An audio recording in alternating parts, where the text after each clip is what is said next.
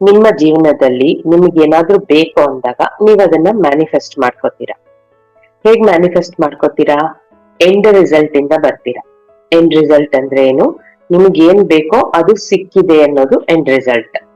ಆ ಸಿಕ್ಕಿದೆ ಅಂತ ನೀವು ನಿಮ್ಮ ಮನ್ಸಲ್ಲಿ ಅನ್ಕೊಳ್ಳೋ ಸಮಯದಲ್ಲಿ ನಿಮ್ಮ ಸುತ್ತಮುತ್ತಲೂ ಇರುವವರು ಎಷ್ಟೊಂದ್ಸಲ ಬಂದು ನಿಮ್ಗೆ ಒಂಥರ ನಿಮ್ಮ ಮೈಂಡ್ ಲೋ ಆಗುವಂತ ಮಾತುಗಳನ್ನ ಹೇಳ್ಬೋದು. ಅದೆಲ್ಲಿ ಸಿಗುತ್ತೆ, ಆಗಲ್ಲ, ನೀನ್ ಎಷ್ಟೇ ಮ್ಯಾನಿಫೆಸ್ಟೇಷನ್ ಮಾಡ್ಕೊಂಡ್ರು ಅದೆಲ್ಲ ನಿನ್ಗೆ ಸಿಗಲ್ಲ, ಈ ತರದ ಮಾತುಗಳು ಆಡಿದಾಗ ನಿಮ್ಮ ಎನರ್ಜಿ ಲೋ ಆಗೋ ಸಾಧ್ಯತೆ ಇದೆ. ನಿಮ್ಮಲ್ಲೂ ಇಲ್ಲಿ ಡೌಟ್ ಬರೋ ಸಾಧ್ಯತೆ ಇರುತ್ತೆ.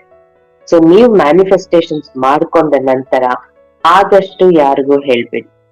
ಅದನ್ನ ಸೈಲೆಂಟ್ ಆಗಿ ನಿಮ್ಮೊಳಗೆ ಇಟ್ಕೊಳ್ಳಿ. ಸಿಕ್ಕಿದೆ ಸಿಕ್ಕಿದೆ ಅಂತ ಆ ಸಿಕ್ಕಿರೋ ಫೀಲ್ ಅಲ್ಲಿ ಖುಷಿಯಾಗಿರಿ. ನಿಮ್ಮ ಮ್ಯಾನಿಫೆಸ್ಟೇಷನ್ ಮೇಲೆ ನೀವು ಯಾವ ಎನರ್ಜಿನ ಹಾಕ್ತಾ ಇದ್ದೀರಾ ಅದು ತುಂಬಾ ತುಂಬಾ ತುಂಬಾನೇ ಮುಖ್ಯ ಆಗುತ್ತೆ.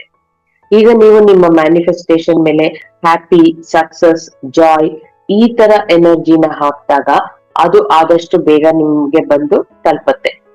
ನೀವು ಬೇರೆಯವ್ರ ಮಾತುಗಳನ್ನ ಬೇರೆಯವ್ರ ಹತ್ರ ಹೋಗಿ ಚರ್ಚೆ ಮಾಡಿ, ನಾನ್ ಈ ತರ ಮ್ಯಾನಿಫೆಸ್ಟ್ ಮಾಡ್ಕೊಂಡಿದೀನಿ, ಇನ್ನೇನ್ ಸಿಕ್ಬಿಡುತ್ತೆ, ಈ ತರ ಮಾತುಗಳು ಹೇಳಿದಾಗ ಅದೆಲ್ ಸಿಗುತ್ತೆ ಅಂತ ಒಬ್ರು ಅನ್ಬೋದು. ಇನ್ನೊಬ್ರು ನಿಮ್ಮ ಮೇಲೆ ಜಲಸ್ ಫೀಲ್ ಆಗ್ಬೋದು, ಅವಾಗ ನೆಗೆಟಿವ್ ಆಗಿ ಮಾತಾಡ್ತಾರೆ. ಇನ್ನೊಬ್ರು ಅದು ಖಂಡಿತ ಅಸಾಧ್ಯ, ಸಿಗೋದೇ ಇಲ್ಲ, ಈ ಲಾ ಆಫ್ ಅಟ್ರಾಕ್ಷನ್ ಇದೆಲ್ಲ ಏನು ಇಲ್ಲ, ಸುಳ್ಳು ಅನ್ಬೋದು.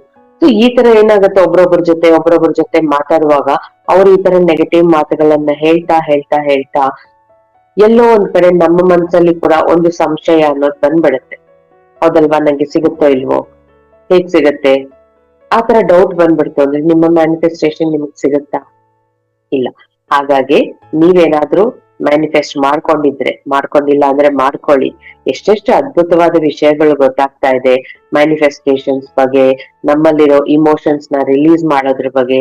ಸೊ ಅದನ್ನೆಲ್ಲ ಯೂಸ್ ಮಾಡ್ಕೊಂಡು ನಿಮ್ಮ ಲೈಫ್ ಅಲ್ಲಿ ಏನೇನ್ ಬೇಕೋ ಎಲ್ಲ ಮ್ಯಾನಿಫೆಸ್ಟ್ ಮಾಡ್ಕೊಳ್ಳಿ.